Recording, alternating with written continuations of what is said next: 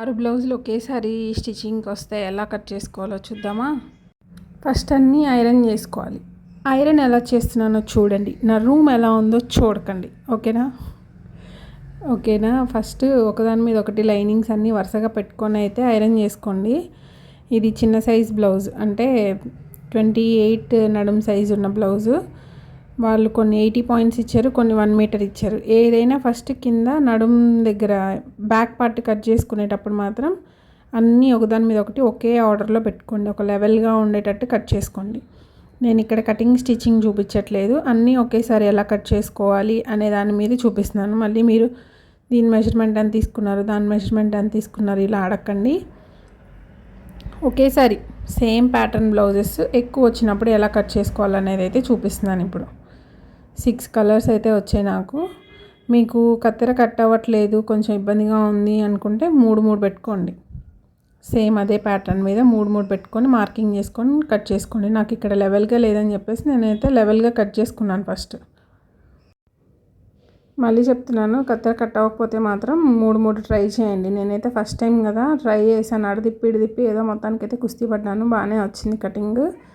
కొంచెం క్రాసులు పోతాయి neck piece అనుకున్నప్పుడు 3 చేసుకోండి. 5 వచ్చినప్పుడు 5 కటింగ్ చేసుకోవచ్చు. 4 అయినా ఈజీగా కత్తెర కట్ అవుతుంది. 6 అన్నప్పుడు కొంచెం మందం ఎక్కువ అవుతుంది కాబట్టి అదైతే గమనించండి. మీకు చూపిద్దాం అనేది అన్నీ వరుసగా పెడదామని ట్రై చేసా కానీ నాకు సెట్ కాలేదు. 1 సైడ్ ఇప్పుడు కట్ చేసుకున్నాం కదా బ్యాక్ పార్ట్. ఇప్పుడు హ్యాండ్స్ పార్ట్ కట్ చేసుకునేటప్పుడు మళ్ళీ ఇటువైపు అన్నీ లెవెల్గా పెట్టుకోండి. నేను చెప్పాను కదా కొన్ని నాకు 80 పాయింట్స్ ఇచ్చారు, కొన్ని 1 మీటర్స్ ఇచ్చారని, అందుకని అన్ని ఆర్డర్లో అయితే పెట్టుకుంటున్నాను. సేమ్ ఇక్కడ కూడా అదే ప్రాసెస్ అండి. ఎడ్జెస్ ఏమైనా ఎగుడు దిగుడుగా ఉంటే లెవెల్ చేసుకొని నీట్గా కట్ చేసుకొని ఫోల్డ్ చేసుకొని మార్కింగ్ చేసుకోండి. ఇక్కడ నాకైతే అతుకులు పడలేదు.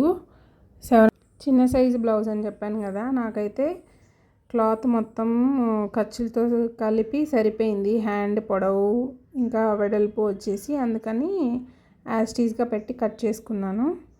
ఈ హ్యాండ్ డిజైన్ కూడా అంతే అండి, 3 పెట్టి కట్ చేసుకోండి. హ్యాండ్ని మళ్ళీ డబల్ ఫోల్డ్ చేస్తాం కదా, ఆల్రెడీ ఒక ఫోల్డ్ మీదే ఉంటుంది లైనింగ్ క్లాత్, ఇప్పుడు మళ్ళీ ఫోల్డ్ చేస్తాం కాబట్టి ఇంకా థిక్నెస్ ఎక్కువ అవుతుంది. అందుకని 3 బ్లౌజ్ పీసెస్కి పెట్టుకొని కట్ చేసుకోండి, ఈజీగా ఉంటుంది మీకు.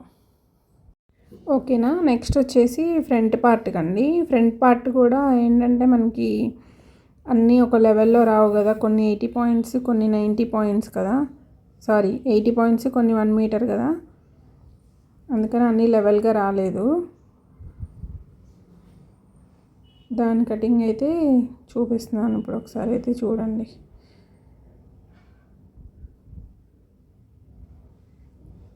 ఇలా ఫస్ట్ బ్యాక్ పార్ట్ని ప్లేస్ చేసుకున్నాం కదా,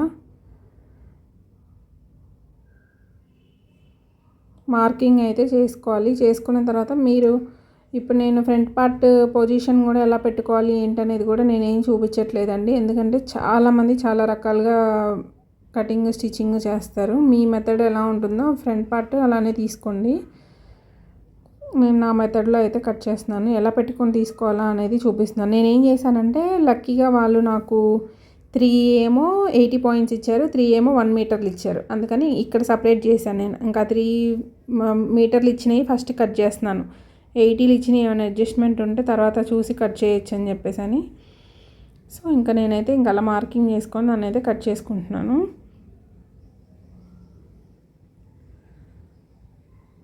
మీటర్లు ఇస్తే ఏమవుతుందంటే చక్కగా షేప్ పట్టీలకి దాంట్లోనే క్లాత్ వస్తుంది, రివర్స్ తిప్పేసి లోపల కన్సీల్గా ఖర్చులు బయటికి రాకుండా కుడుతున్నారు కదా ఇప్పుడు చాలామంది, అలా నీట్గా వస్తాయి అన్నమాట. 80 పాయింట్స్ ఇచ్చి కక్కుర్తి పడ్డారనుకోండి మళ్ళీ ఎత్తుక్కోవాల్సి వస్తుంది అనమాట ముక్కల కోసం. ఇప్పుడు చీరల్లో ఉన్న బ్లౌజ్ పీసెసే రావట్లేదు సరిగ్గా. ఇంకా అలా చిన్నగా మార్క్స్ టక్స్ అయితే పెట్టుకున్నాను, ఇంక మిగతాయి కూడా అలాగే కట్ చేసుకున్నాను.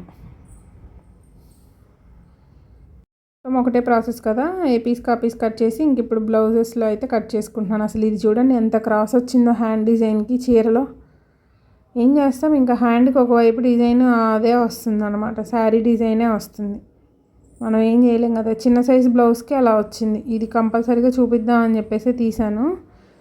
ఇంకా ప్రతిదీ క్రాస్లో వస్తాయండి, మీ సిల్క్ శారీస్ అయితే చాలా క్రాస్లు వస్తాయి, అడ్జస్ట్మెంట్ చేసుకుంటూ కుట్టుకోవాలి. అన్నిటికీ అయితే ఇన్విజిబుల్ పైపింగ్ అయితే వేయమన్నారు.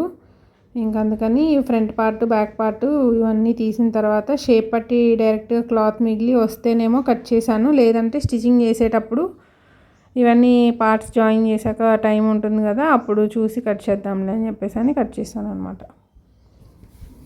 ఇలా సింపుల్గా కట్ చేసుకోవచ్చండి. మనకి ఒక బ్లౌజ్ కటింగ్ చేసేటప్పటికి ఒక 15 మినిట్స్ 20 మినిట్స్ పడుతుంది అనుకోండి. ఇది ఒక హాఫ్ అన్ అవరో లేకపోతే ఇంకొక 15 మినిట్స్ ఎక్స్ట్రా తీసుకోండి, ఒకేసారి కటింగ్ అయిపోతుంది చక్కగా. మీరు ఇంకా ఫ్రీగా ఉన్నప్పుడు టకటక కుట్టేసుకోవచ్చు. మళ్ళీ స్టిచ్చింగ్ కోసం సపరేట్గా టైం స్పెండ్ చేయాలి ఇదంతా కాకుండా అన్నీ అయిపోయాక మళ్ళీ హుక్ వాటికి కూడా వేసేవాళ్ళు ఉంటే పర్లేదు, లేదా బయట ఇచ్చుకోవాలి అనుకుంటే బయట ఇచ్చేసుకోవచ్చు. మొత్తం అలా కట్ చేసేసుకున్నాను నేను చక్కగా. నాకైతే ఒక 1 అవర్ టైం పట్టింది, అటు ఇటు మాట్లాడుకుంటూ చేశాను కాబట్టి. ఇంకా స్టిచ్చింగ్ అయితే చూపించలేదు, ఎందుకంటే ప్రాసెస్ అందరికీ తెలుసు, చాలామంది చాలా వీడియోల్లో చూపించారు ఎలా స్టిచ్చింగ్ చేయాలి ఏంటనేది. నేను 6 బ్లౌజెస్ వచ్చినప్పుడు ఆర్డర్ సేమ్ ప్యాటర్న్లో ఎలా చేసుకోవాలి ఈజీగా అనేదానికి చూపిస్తున్నాను కాబట్టి ఫైనల్గా నాకైతే ఇంకా కంప్లీట్ అయిపోయింది. ఇంకొక రెండింటికి థ్రెడ్స్ వేయాలి, కలర్స్ లేక ఆగాను. ఇలా అయితే వచ్చిందనమాట ఫైనల్గా నా స్టిచ్చింగ్. అయితే ఎలా ఉందో ఒక చిన్న కామెంట్ అయితే చెప్పండి. మీకు యూస్ఫుల్గా అనిపిస్తే like and subscribe. Thank you for watching.